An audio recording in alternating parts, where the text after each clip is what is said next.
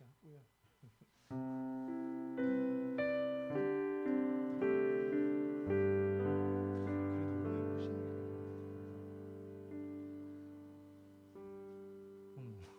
아들 데리고 온 줄.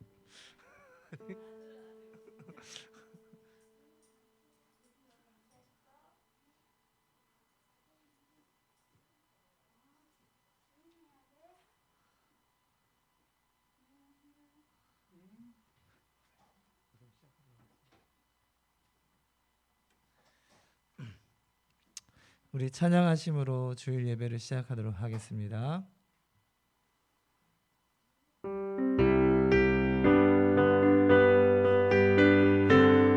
구주의 십자가 구주의 십자가 보혈로 죄 씻음 받기를 원하네.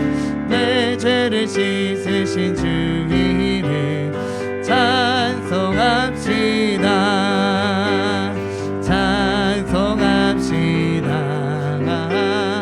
찬송합시다. 내 죄를 씻으신 주 이름 찬송합시다. 죄악을 속하여 주신 주 내 속에 들어와 계시네. 십자가 앞에서 주 이름 찬송합시다. 할렐루야. 찬송합시다. 찬송합시다. 내 죄를 씻으신 주 이름 찬송합시다. 주 앞에 흐르는 생명수 날 씻어 정하게 하시네. 내 기쁜 정성을 다하여 찬송합시다. 할렐루야. 찬송합시다. 찬송합시다. 내 죄를 씻으신 주 이름 찬송합시다. 내 주께 회개한 영혼을 생명수 가운데 젖었네. 흠없고 순전한 주 이름 찬송합시다. 찬송합시다. 찬송합시다. 내 죄를 씻으신 주 이름 찬송합시다. 주 앞에 흐르는 생명수 날 씻어 정하게 하시네. 내 기쁜 정성을 다 찬송합시다. 찬송합시다. 할렐루야. 찬송합시다. 찬송합시다. 내 죄를 씻으신 주 이름 찬송합시다. 내 주께 회개한 영혼을 생명수 가운데 젖었네. 흠없고 순전한 주 이름 찬송합시다. 찬송합시다. 찬송합시다. 찬송합시다. 내 죄를 씻으신 주 이름 찬송합시다. 아멘. 찬송합시다. 찬송합시다. 찬송합시다. 내 죄를 씻으신 주 이름 찬송합시다. 아멘.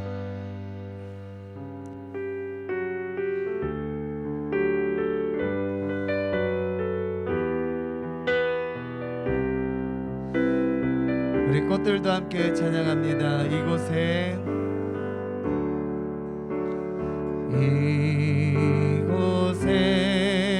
생명샘 솟아나 눈물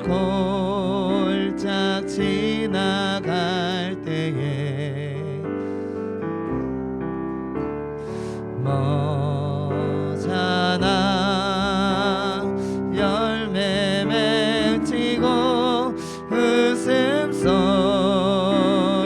넘쳐나리라. 꽃들도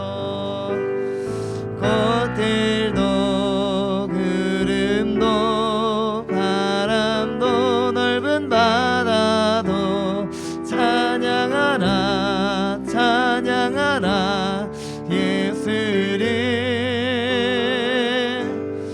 하늘을 울리며 노래해 나의 영혼아. 은혜의 주 은혜의 주 은혜의 주. 우리 1절로 다시 한번 찬양합니다. 이곳에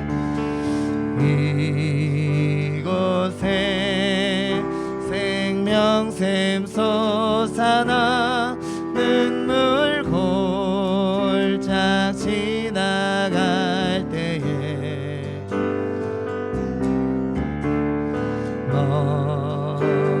머잖아 열매 맺히고 웃음소리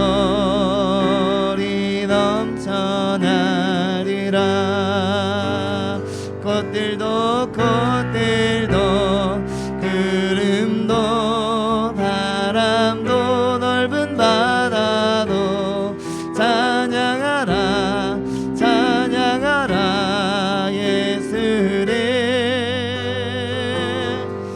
하늘을 울리며 노래해 나의 영혼아.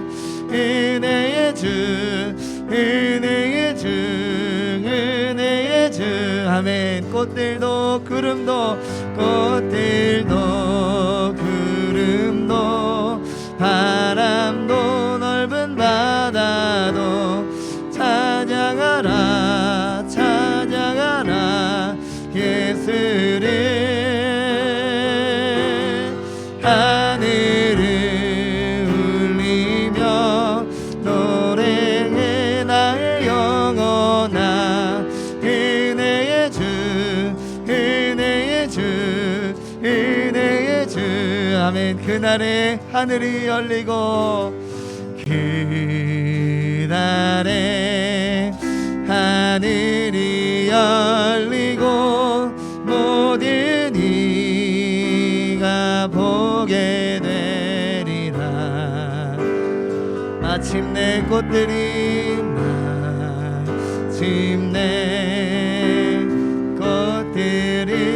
피고 영광의 주가 오시리라. 할렐루야. 꽃들도 구름도 바람도 넓은 바다도 찬양하라 찬양하라 예수를. 하늘을 울리며 노래해 나의 영혼아. 은혜의 주 은혜의 주 은혜의 주. 꽃들도 구름도 바람도 넓은 바다도 찬양하라 찬양하라 예수를. 하늘을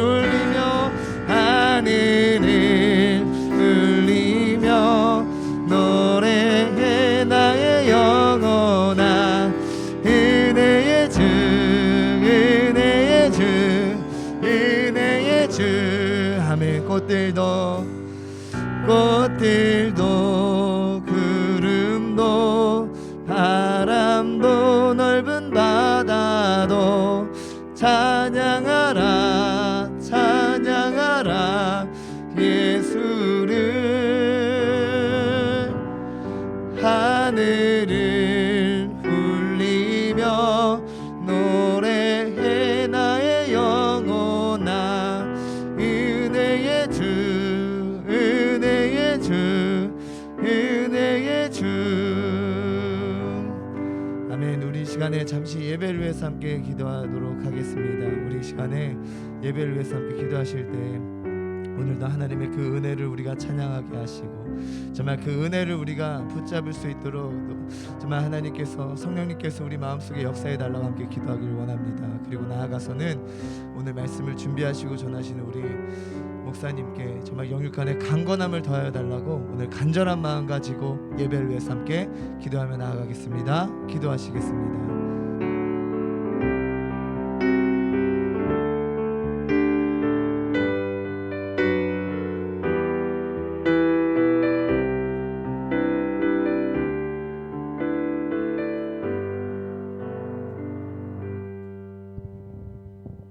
하나님 아버지 감사합니다. 코로나19로 인해 대면 예배가 어려운 가운데 저희 동산교회는 이렇게 모여 예배드릴 수 있게 해주심 감사드립니다. 어려운 상황에도 모여 예배를 드리는 저희 동산교회와 성도님들을 축복하여 주시고 또한 이 예배를 준비해 주시는 윤원석 담임 목사님과 이준태, 장민우 두 분 강도사님도 지치지 않게 영육간의 강건함과 성령 충만케 하여 주시옵소서. 주님의 말씀처럼 저희가 세상의 것과 하나님의 것을 놓고 시험에 들지 않게 하여 주시옵소서. 혹 저희가 시험에 들더라도 주님 저희를 용서하여 주시옵시고 동산교회 성도님들의 고통 가운데서도 건강, 경제, 자녀, 인간관계 등 모든 문제 속에서도 주님께서 함께해 주심을 믿고 저희 성도님들이 한마음으로 기도하고 나아가게 하여 주시옵소서. 또한 저희 믿지 않는 가족들이 있습니다. 저희들이 모두 믿지 않는 그 가족들을 위하여 함께 기도할 수 있게 하여 주시옵소서. 자라나는 유초등부, 중고등부, 청년들을 축복하사 주님 나라에 큰 쓰임 받는 자들로 자라날 수 있도록 그 아이들도 축복하여 주시옵소서. 한 주가 시작됩니다.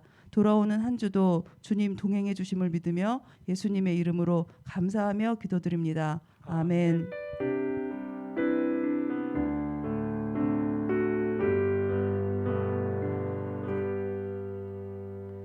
성경 말씀은 빌립보서 1장 20절에서 24절까지의 말씀입니다.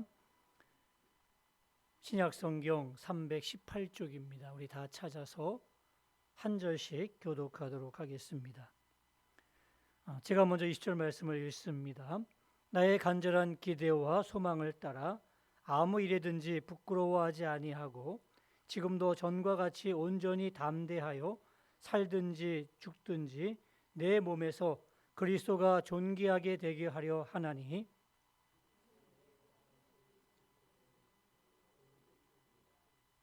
그러나 만일 육신으로 사는 이것이 내 일의 열매일진데 무엇을 택해야 할지는 나는 알지 못하노라.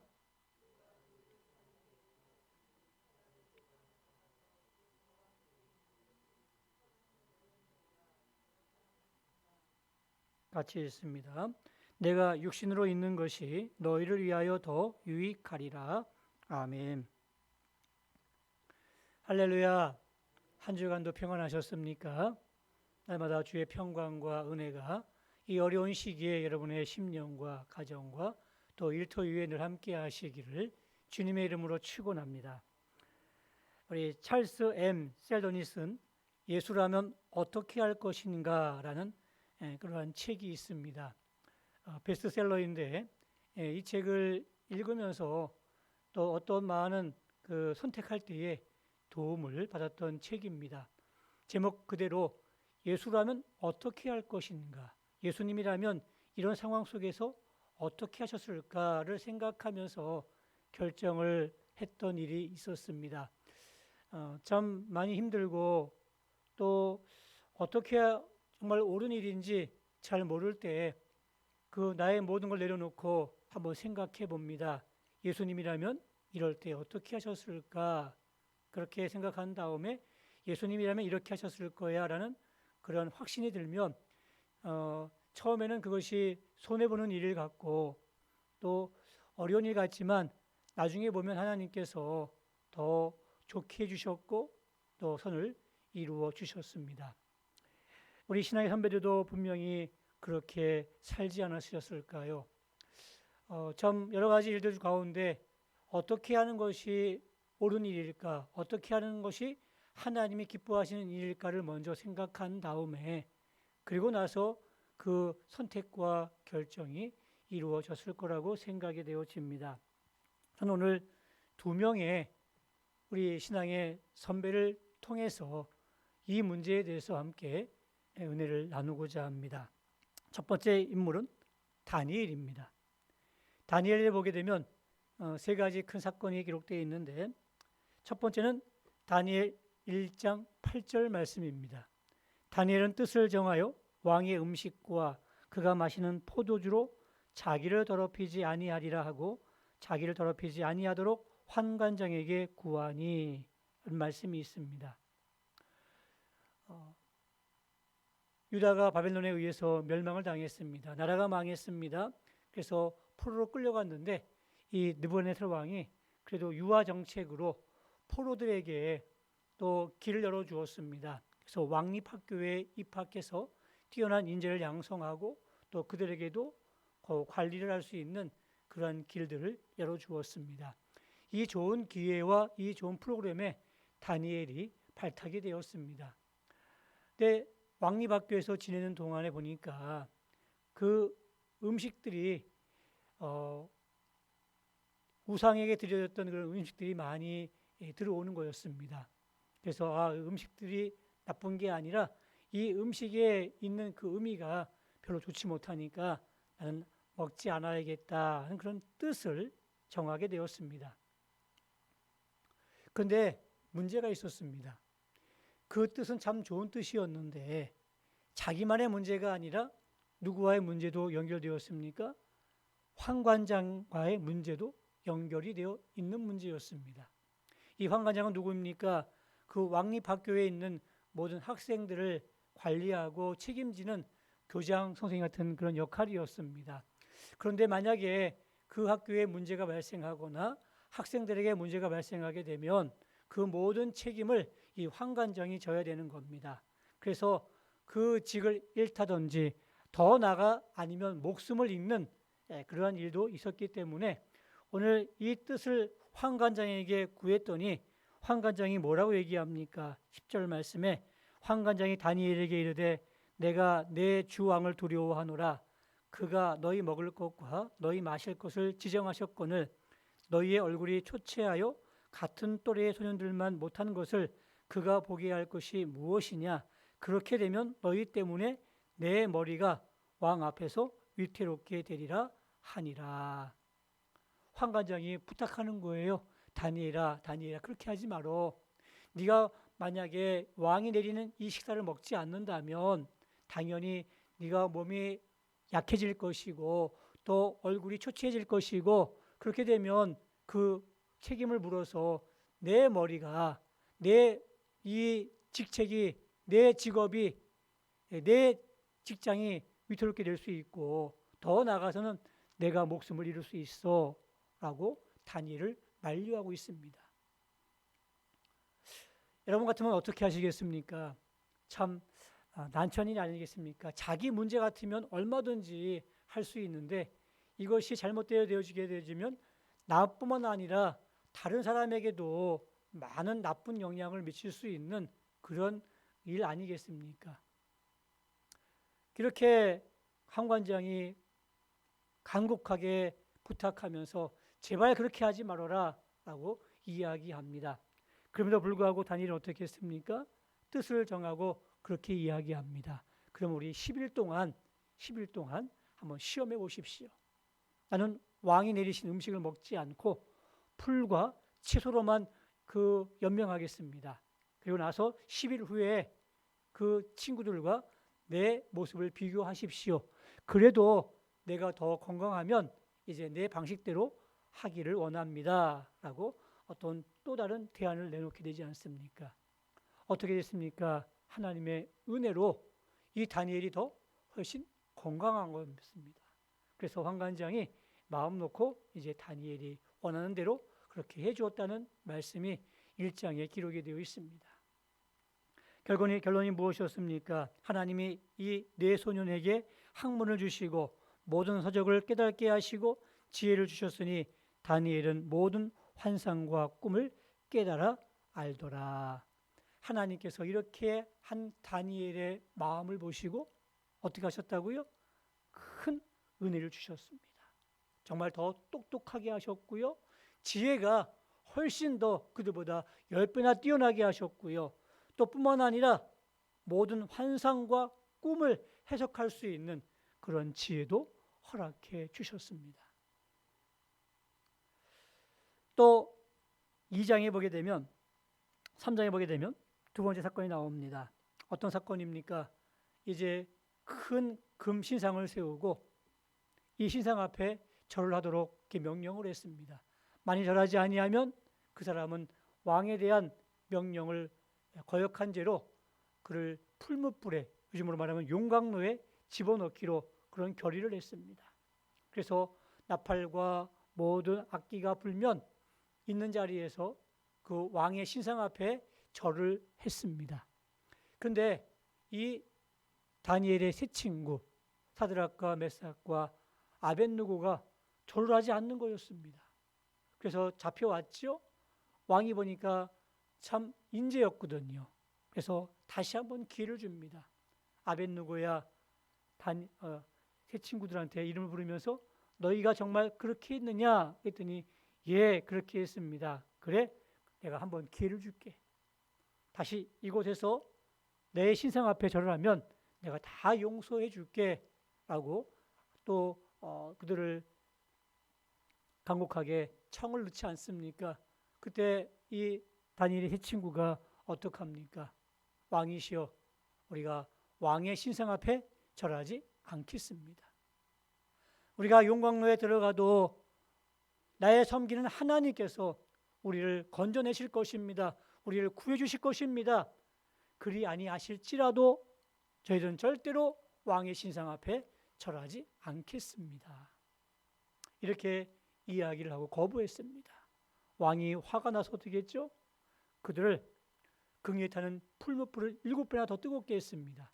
그래서 그 속에 집어넣습니다. 근데 죽었습니까? 아니었습니다. 신기하게 그 용광로에 풀무 가운데 3사람이 들어갔는데 4사람이 있는 거예요. 그 한 사람이 누구냐 보니까 왕의 그 신의 아들처럼 정말 그 광채가 나는 한 사람이 딱 같이 있는 거였습니다. 주님께서 임재하신 거였어요. 그 불 가운데 그들 가운데 임재하셔서 그들을 지켜주셨습니다. 그들이 나왔는데 보니까 머리카락 하나 그을리지 않았다라고 되어 있습니다. 하나님께서 그들을 지켜주셨습니다.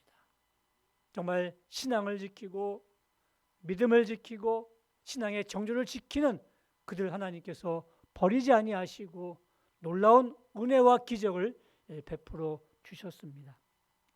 또 한 가지 사건이 있습니다. 다니엘서 6장을 보게 되면 다니엘이 이제 국무총리가 되었습니다. 총리 대신 되었는데 나라가 워낙 크다 보니까 3명의 총리를 세웠는데 그 3명의 총리 중에서 다니엘이 단연 최고의 수석 총리가 되었습니다. 그러자 2명에 있는 사람들이 시기를 하기 시작합니다. 아니, 저 다니엘은 이방인이 아니야?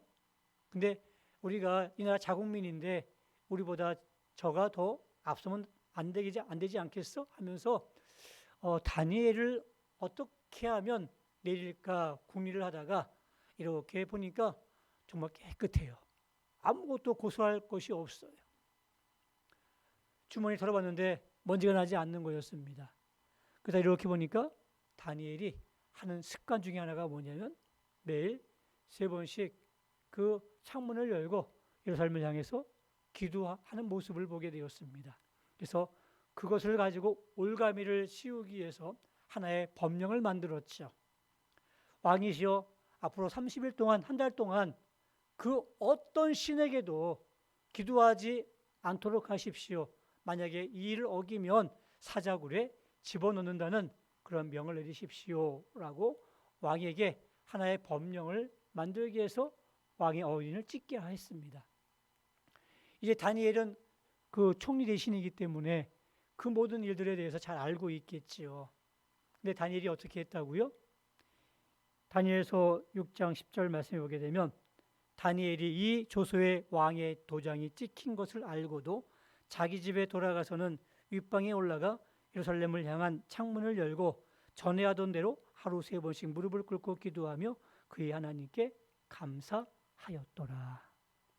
알고도, 알았어요. 근데 그대로 했습니다. 분명히 적의 그런 그 계략인 것을 알았어요. 자신이 그렇게 하면 사자굴에 들어가는 것도 알고 있었어요. 근데 다니엘은 그대로 행했습니다. 그 모든 위험이 있음에도 불구하고. 여러분, 30일 동안 기도 안 할 수 있지 않겠습니까? 30일만 참으면 되지 않겠습니까? 30일만 안 하면 되는데 했어요. 아니, 창문을 열지 않고 창문을 닫고 하면 어떻습니까? 모르지 않겠습니까? 숨어서 할 수 있는 건 아니겠습니까? 또 창문을 열더라도 속으로 하면 되지 않겠어요? 속으로. 마음속으로 하면 누가 알겠습니까? 얼마든지 할 수 있는 방법이 있음에도 불구하고 다니엘은 그렇게 뒤에서 비겁하게 하지 않았습니다. 떳떳하게 자신이 하던 대로 그대로 행했더라라고 되어 있습니다. 결국 이 일로 인해서 사자굴에 들어갔습니다. 다니엘이 죽었습니까? 아니었습니다. 하나님이 천사를 보내주셔가지고요 사자의 입을 봉하셨습니다. 다니엘을 구해주셨습니다. 이렇게 끝납니다. 이 다니엘이 다리오 왕의 시대와 바사 사람 고레스 왕의 시대에 형통하였더라. 하나님께서 이런 축복을 주셨어요. 사랑하는 성도 여러분, 이 세 가지 공통점이 무엇일까요?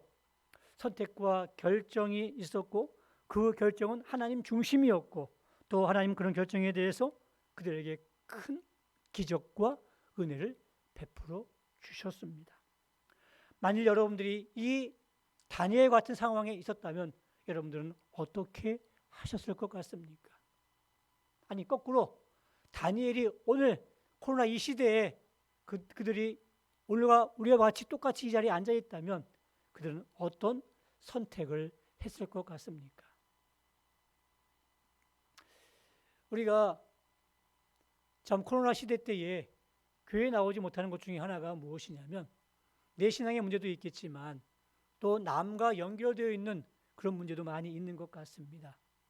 그래서 자녀들이 나가면 큰일 난다고, 그래서 감염돼서 오기라도 하면 우리 직장이 다 큰일 나게 되고 내 직장 자리가 위태롭다고 그렇게 부모님을 얘기하는 분도 계시고, 또 직장에서 교회에 가서 갔다 오다가 걸리게 되면, 감염되게 되어지면 직장에 많은 피해가 생기면 그 피해는 누가 책임질 거냐고 그렇게 협박하는 바람에 또 나오지 못한 분도 많이 계십니다. 남과의 연관이었습니다. 나 혼자의 문제 아니라 남의 문제와 연결되어지니까 그렇게 마음이 약해지고 또 그래서 주저앉는 분들이 많이 계시지 않습니까? 그런데 만약에 다니엘이라면 어떻게 했을까요? 다니엘과 이 세 친구라면 어떻게 했을 것 같습니까? 그들은 거기에 대해 타협하거나 양보하지 않았을 거예요. 자신의 신앙의 정조를 지키며 하나님의 은혜를 구하며 더욱더 자신이 하던 대로 행하지 않았을까요? 그리 아니하실지라도 나는 예배 자리에 나가겠습니다. 신앙의 지도를 지킬 것입니다. 이 총리 자리보다 더 귀한 그 은혜의 자리를 사모하는 마음으로 직장을 잃을지라도 목숨을 잃을지라도 그 신앙의 정조를 지키면서 나갔던 이 다니엘의 모습이 오늘 이 시대에 필요한 우리의 모습이 아니겠습니까? 이보다 더한 일도 이제 많을 거예요. 아무것도 아니에요. 요한계시록 보게 되면 3년 대환란이라는 것들이 있지 않습니까? 그 3년 대환란을 지니면서 모든 신앙인들의 신앙들이 다 무너지게 됩니다. 그러나 끝까지 이기는 자에게는 바로 상급이 주어진다고 말씀하고 계십니다. 그러나 아무것도 아닌 이것 때문에 우리의 신앙이 무너지게 되고 양보되어지고 퇴색되어진다면 그보다 더한 일이 발생하게 되면 어떻게 살아가시겠습니까? 두 번째 인물은 바울입니다. 오늘 본문에 이렇게 얘기합니다. 이는 내게 사는 것이 그리스도니 죽는 것도 유익함이라. 사는 것 자체가 그리스도라는 이야기입니다. 너무나 참 유명한 고백이에요. 내게 사는 것이 그리스도니 죽는 것도 유익함이라. 이 땅에 가장 무서운 사람이 누구예요? 죽음을 두려워하지 않는 사람이 가장 용기 있는 사람이에요. 죽음 앞에 벌벌 떠는 사람들은요, 진정한 용기자가 아닙니다. 근데 이 죽음 앞에서도 얼마든지 담대할 수 있는 사람이 정말 용기 있는 사람 아니겠습니까? 바로 그 용기와 담력이 이 바울에게 있었어요. 오늘 본문에 보게 되면 그 바울은 용기와 담대함의 문제가 어디에 나오냐면 생사의 문제가 있고요, 하나님의 뜻에 대한 문제가 있고요, 소망에 따라 사는 부끄럽지 아니한 생의 문제가 있습니다. 다시 말해서 죽고 사는 문제를 초월할 때에 용기가 생기는 것이고요, 하나님의 뜻을 알 때에 담력이 생기는 것이고요, 그리고 소망을 따라 부끄럽지 않게 살 때에 참 용기가 생기게 되는 겁니다. 우리에게 죽고 사는 것 이상 중요한 일이 무엇이 있겠습니까? 정말 중요한 일 아니겠습니까? 근데 한마디로 죽지 않기 위해서 정말 벌벌 떠는 사람들이 있습니다. 정말 초라하기 짝이 없지 않습니까? 죽음 앞에 당당할 수 있는 사람이 정말 멋진 사람 아니겠습니까? 가끔 병원에 가게 되면 임종 예배를 드립니다. 이 죽음 앞에서 많은 분들이 힘들어합니다. 근데 또 이 임종을 잘 맞이하는 분도 계셔요.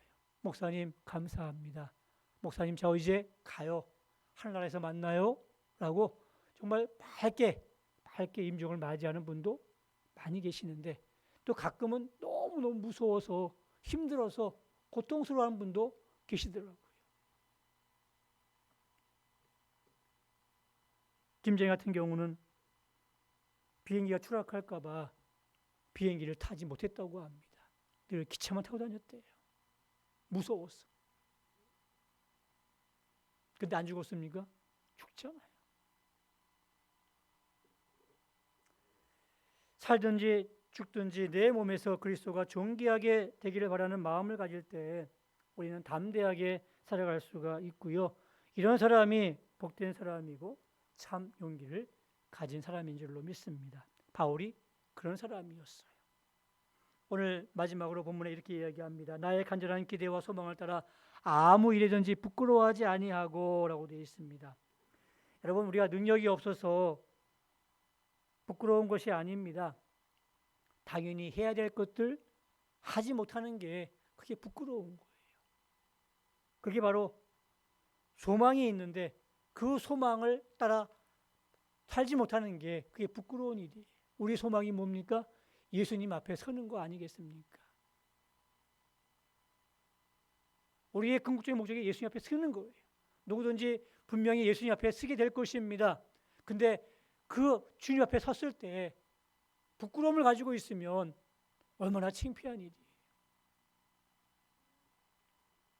우리가 그 소망을 생각하면서 지금부터 부끄럽지 않게 살아야 될 줄로 압니다.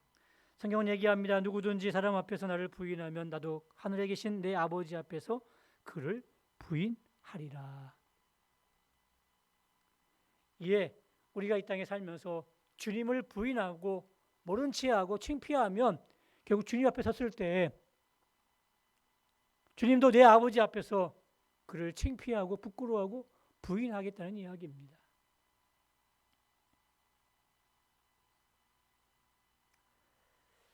이전에 초등학교 3학년 때 제가 들었던 설교 내용입니다.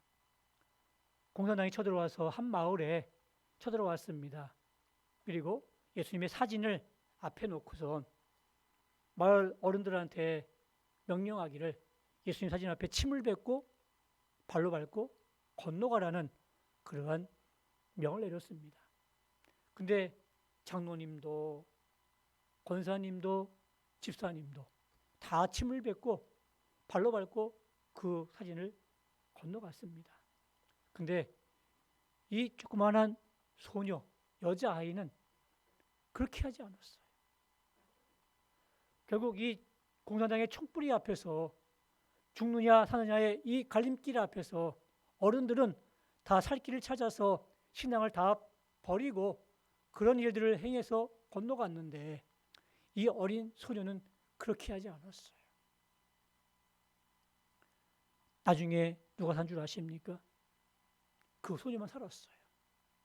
왠 줄 아십니까? 공산도 아는 거예요. 얘가 진짜 신앙인이구나. 다 가짜구나. 신앙을 팔아버리고 신앙의 양심을 저버린 그 어른들은요, 다들 마을에서 돌아오지 못했다고 합니다. 그 이야기를 듣고 저도 늘 생각했습니다. 만약에 내게 그런 일이 다가온다면 나는 어떻게 할까? 나도 이 소녀처럼 그렇게 해야지. 그런 마음을 먹게 되었습니다. 그러면서 지금까지 그런 일은 없었지만 앞으로 그런 일이 제 앞에 닥치게 된다면 전 역시 그 소녀의 그 길을 따를 거라고 지금도 확신하고 또 다짐하고 생각하고 있습니다. 오늘 나중에 우리가 그리스도 앞에 설 때에 부끄러움이 없는 남편, 부끄러움이 없는 아내, 부끄러움이 없는 아들, 딸이 된다면 얼마나 좋겠습니까? 우리가 늘 분명히 주의 앞에 쓸 것을 기억하면서 우리가 부끄럽지 않게 소망을 따라 사는 저와 여러분들이 될 수 있기를 바랍니다. 이제 말씀의 결론을 맺겠습니다. 오늘 우리가 코로나 시대입니다. 2020년도 1월 달에 코로나가 발생이 되었는데 이 겨울이 지나면 이제 이 코로나도 꺾인다고 그렇게 예견을 했습니다. 근데 장기화되면서 2차 유행, 3차 유행, 4차 유행을 우리가 지금 겪고 있습니다. 그리고 백신이 개발되어서 올 4월 달부터 우리가 백신 주사를 접종되면서 이제 올 추석 때에는 정말 다른 세상이 올 줄로 생각했어요. 다들 들떠가지고 이제 우리가 마스크 벗고 코로나를 정복했다고 그렇게 굉장히 좋아하고 그렇게 기대했었는데 이제 델타 변이 바이러스가 확산되어지면서 이제 확진자가 2,000명이나 되는 그런 더 심한 시대를 우리가 살아가고 있습니다. 염려가 큽니다. 정말 조심하고 함께 우리가 교회 공동체 생활을 지혜롭게 할 때입니다. 그러나 한편으로 다시 생각할 것이 있습니다. 조심해야 되는 건 맞는데 너무 조심하다 보니까 이것이 지나친 염려가 되고 불안이 되어서 우리의 일상생활을 흔들어버리고 우리가 살아가는 정말 중요한 이 삶의 존재를 흔들어버리게 되고 말았습니다. 정말 중요한 것을 망각하고 놓치게 되었습니다. 목사님들과 얘기를 나눠보니까 어떤 성도들은 코로나가 발생한 처음부터 지금까지 교회 한 번도 안 나왔다는 그런 사람도 있다고 합니다. 과연 그런 분들이 어떻게 우리의 신앙을 이겨나갈 것인지, 물론 그분도 얘기하겠죠. 뭐 꼭 교회 나와서 예배 드리려면 예배냐, 얼마든지 나는 영상으로 예배 드리고 있다라고 얘기할 수도 있을 것입니다.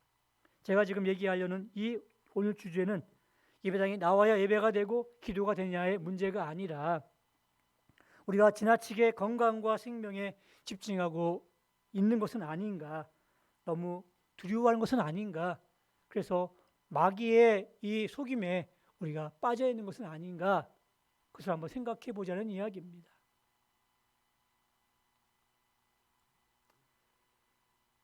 참 신기한 게 많지 않습니까? 지하철 하루에 이용하는데 수천 명이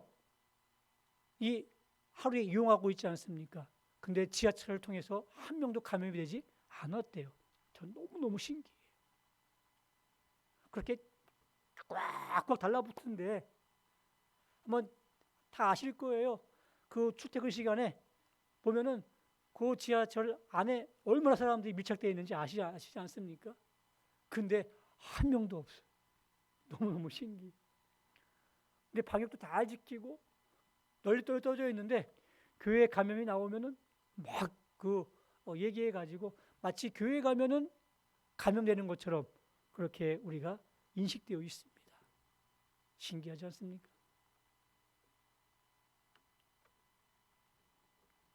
마귀가 주는, 세상이 주는 이 메시지에 우리가 두려워할 필요가 전혀 없는 겁니다.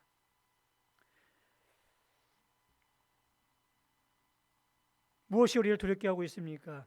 예수님께서 이미 사망을 정복하셨는데 육신의 죽음 앞에서 우리가 두려워 떤다면 우리가 부활의 소망을 가지고 있는 정말 진정한 크리스찬이겠습니까? 다시 한번 말씀을 드립니다. 우리가 코로나 앞에서 무모하라는 말이 아닙니다. 무식하게 용감하자는 말도 아닙니다. 겸손하고 조심하고 협력하되 그 위협이 우리의 삶을 흔들지 못하도록 하자는 이야기입니다. 우리 위드 코로나라고 얘기를 많이 들어보시지 않겠습니까? 함께 가야 돼요. 마치 독감이 있는 것처럼 이제 코로나도 함께 갈 수밖에 없는 그런 시대가 되었어요. 언제까지 우리가 이런 세상이 주는 두려움 속에서 무서워서 벌벌 떨면서 양보하면서 정말 우리의 신앙을 저버리는 그런 일과 양심을 저버리는 일을 계속 하시겠습니까? 이제 뭔가 우리가 진지하게 한번 생각해 보자고. 작년 독감 접종자가 보통 2,000만에서 2,500만 정도 된다고 합니다. 한 해에 맞는 접종 건수가. 근데 사망자가 108건이 있었어요. 근데 독감 주사가 그 코로나 그 접종을 5월 19일 날 통계입니다. 500만 건을 맞았는데 사망자가 18건이었습니다. 그러니까 지금 한 2,500만 건으로 한번 이렇게 상향 조정해더라도 한 90건 정도 되는 거죠. 그러니까 독감으로 맞아서 죽는 사람이 훨씬 더 조금 높아요. 근데 이 독감이 늘 왔었잖아요. 그럼에도 불구하고 독감 때문에 우리가 예배를 폐하고 또 모이지 못하고 또 그것 때문에 내가 신앙을 저버렸던 적이 있습니까? 아니잖아요. 근데 우리는 지금 속고 있는 거. 뭔가 계속해서 우리 내리 속에 뭐 교회 가면 감염되고 또 어디 가면 감염된다라는 그러한 속임수에 우리가 속고 있어요. 물론 감염될 확률은 높겠죠. 근데 그렇지만은 않다는 이야기입니다. 사랑하는 성도 여러분, 다시 한번 진지하게 생각해보고 신앙과 결단과 용기 있는 결단이 이루어지길 바라고 하나님이 기뻐하시는 삶을 살아가는 저 여러분 되시기를 주의 이름으로 축원합니다. 우리 함께 말씀을 기억하면서 함께 찬양을 나누기를 원합니다. 비바람이 앞길 막아도 나는 가리 주의 길을 가리, 눈보라가 앞길 가려도 나는 가리 주의 길을 가리. 이 길은 영광의 길, 이 길은 승리의 길, 나를 구원하신 주님이 십자가 지고 가신 길, 나는 가리라 주의 길을 가리라, 주님 발자취 따라 나는 가리라.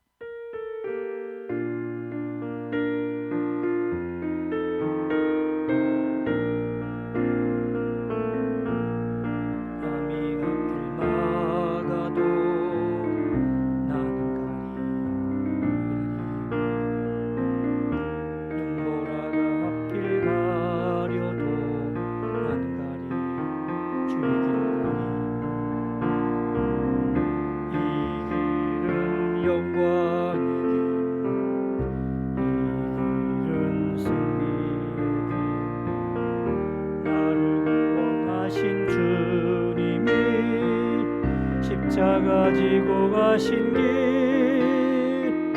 나는 가리라 주의 길을 가리라 주님 발자취 따라 나는 가리라 주의 길을 가리라 주님 발자취 따라 나는 가리라. 우리 말씀을 기억하면서 함께 기도하기를 원합니다. 그렇습니다. 험한 파도 앞길 막아도 또 모진 바람 앞길 가려도 우리에게 주어진 신앙의 길을 잘 걸어갈 수 있었으면 좋겠습니다. 우리는 소망에 따라 사는 사람들입니다. 나중에 주님 앞에 설 때에 부끄럽지 않게 서야 되지 않겠습니까? 이 땅에 우리의 신앙의 양심을 저버리고 또 떳떳하지 못하고 그러면서 내가 살아갈 때에 주 옆에 섰을 때 얼마나 많은 부끄러움이 있겠습니까? 모진 비바람이 있을지라도 또 고난의 길이라 할지라도 이 길이 생명의 길이고 영광의 길이라면 주님 이 길을 걸어갈 수 있게 해달라고 오늘 마음으로 함께 기도합니다. 주님 오늘 우리 앞에 주어진 이 삶의 현장 속에서 다시 한번 우리의 삶의 목적을 기억하고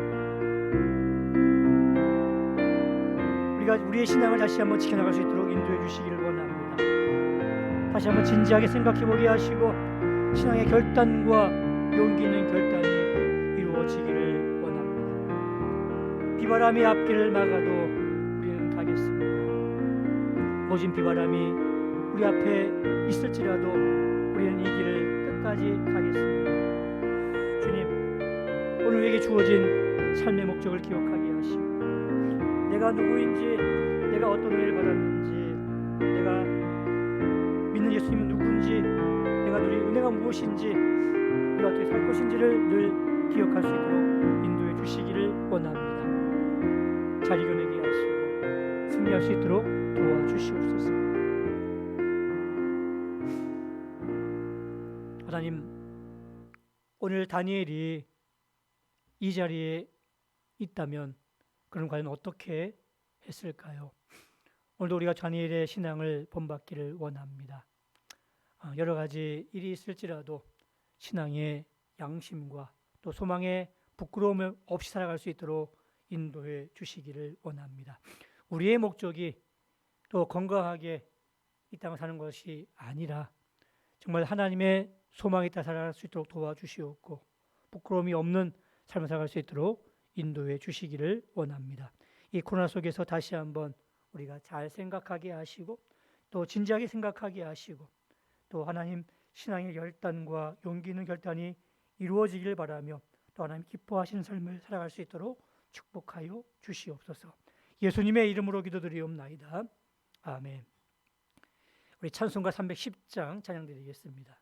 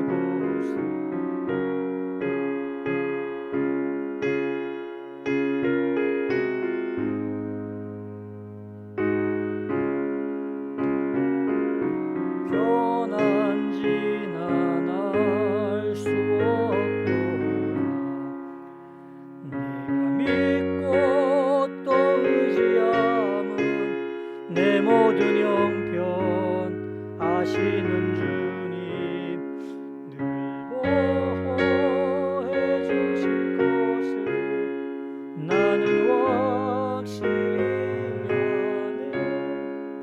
아멘.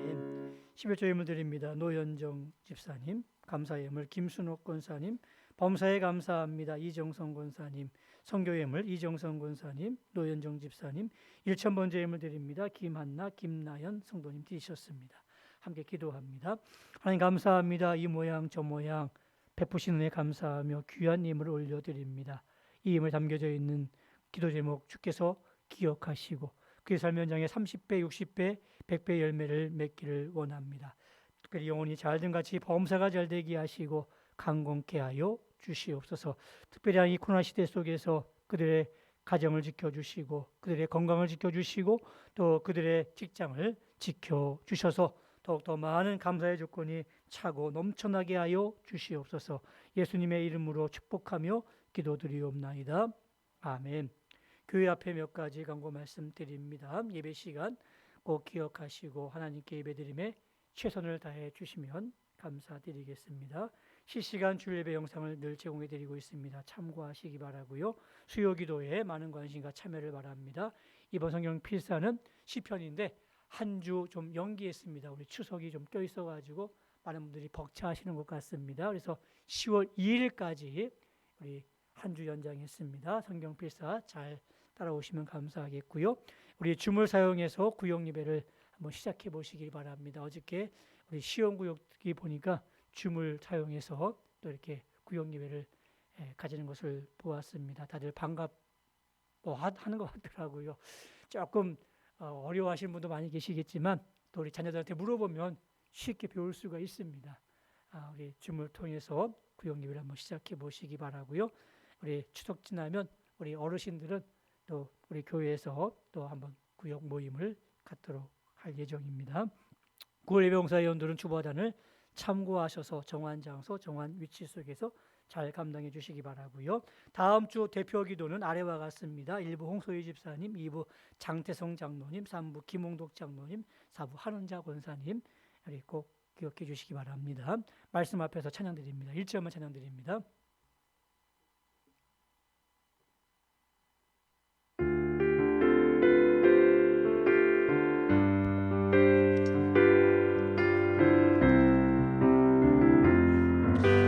말씀 앞에서 경외함으로 주께 홀로 섭니다. 생명의 말씀 읽고 순종해 주를 예배합니다.